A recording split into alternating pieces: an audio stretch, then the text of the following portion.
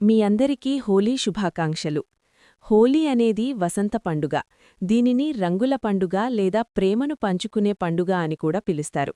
హోలీ వేడుకలు హోలీకి ముందు రాత్రి హోలికా భోగిమంటలతో ప్రారంభమవుతాయి. అక్కడ ప్రజలు గుమిగూడి పాడతారు, నృత్యం చేస్తారు. మరుసటి రోజు ఉదయం రంగవాలీ హోలీగా జరుపుకుంటారు. రంగుల కార్నివల్.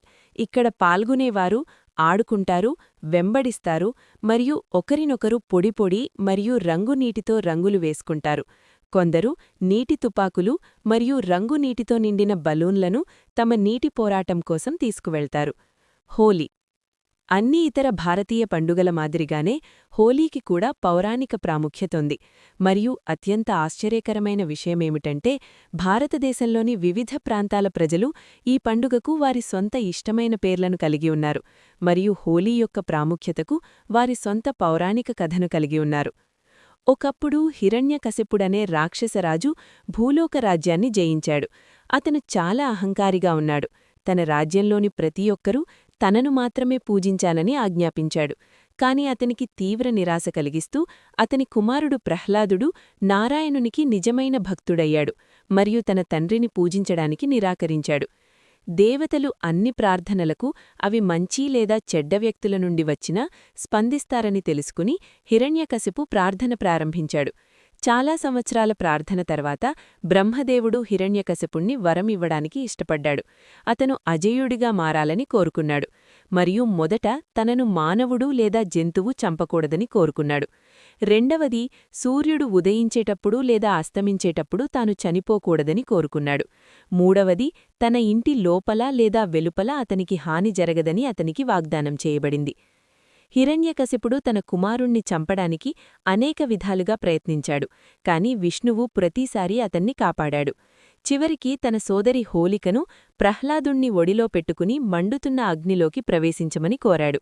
ఎందుకంటే హోలికకు మంటద్వారా ఆమె దహనం చేయబడని వరముందని హిరణ్యకశిపునికి తెలుసు. హిరణ్యకశిపుడి కోరిక మేరకు హోలిక ప్రహ్లాదుణ్ణి అగ్నికి ఆహుతి చేయవలసి వచ్చింది. ఆ విధంగా అతను దహనం చేయబడతాడు మరియు ఇకపై రాజువైపు ముల్లులా ఉండడు. ఇంతకాలం నారాయణుని నామాన్ని జపిస్తూనే ఉన్న ప్రహ్లాదుడు తన తీవ్ర భక్తికి ప్రభువు ఆశీర్వదించడంతో క్షేమంగా బయటపడ్డాడు. అందువలన హోలీకి హోలిక అనే పేరు వచ్చింది మరియు చెడుపై మంచి సాధించిన విజయానికి ప్రతీకగా జరుపుకుంటారు. హోలిక మరణంతో నెమ్మదించకుండా హిరణ్యకశిపుడు తన కుమారుడు తన మరణాన్ని ఎదుర్కొంటాడని ఖచ్చితంగా అనుకున్నాడు. ప్రహ్లాదుడు అగ్నిలా మండుతున్న ఇనుప స్తంభాన్ని కౌగిలించుకోవాలని డిమాండ్ చేశాడు. మరోసారి ప్రహ్లాదుడు విష్ణువును ప్రార్థించాడు.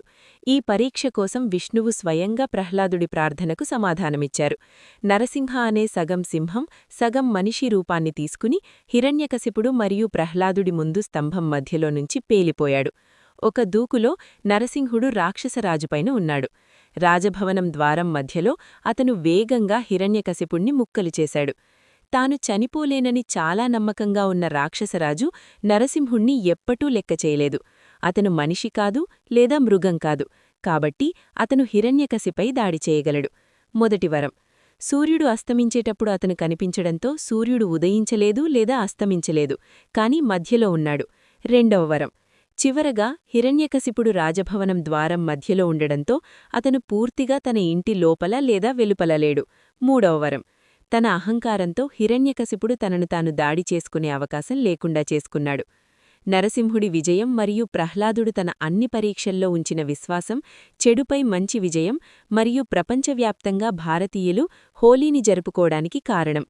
హోలీ మీ అందరికీ చాలా సంతోషకరమైన, రంగురంగుల మరియు సురక్షితమైన హోలీ శుభాకాంక్షలు. రంగుల పండుగ మీ జీవితంలో మరింత ఉల్లాసమైన రంగులను తీసుకురావాలని కోరుకుంటున్నాను.